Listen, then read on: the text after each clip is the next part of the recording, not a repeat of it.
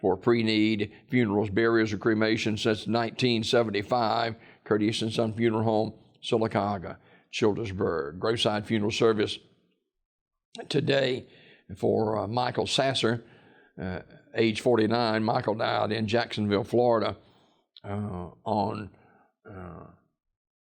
Friday.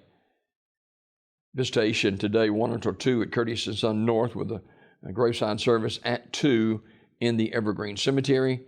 Curtis and Son Funeral Home directing, and good morning to Gene and Mary Sasser, and that's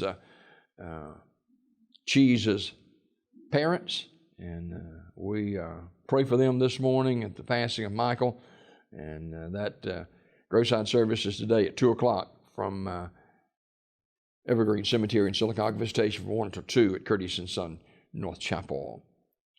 In other obituary news this morning, Nelda Pate passed away at Coosa Valley Medical Center on Saturday. Curtis and Son Funeral Home announcing.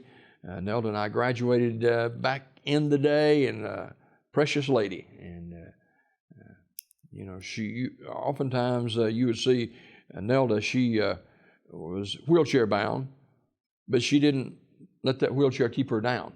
You would see her, especially on the Piggly Wiggly side on Highway 21 here in Sylacauga and Dollar General, and she lived off of Main Street, and many of you would know Nelda at least in passing, and Nelda passed away on Saturday. Curtis and Son Funeral Home will announce the arrangements, and Mr. William Lovell died at the age of 91 on June the 25th. And the visitation will be at First Baptist Church in Sylacauga on Tuesday from 12 until 1, with the service time at 1 from First Baptist in Sylacauga. Burial in the Elmwood Cemetery. Curtis and Son Funeral Home, North Chapel directing. Franklin Dwayne Gaddis died June 27th in Tuscaloosa. Community Funeral Home announcing. And funeral arrangements have not been released as of yet for Mr. Milton Bombay Jr., age 65.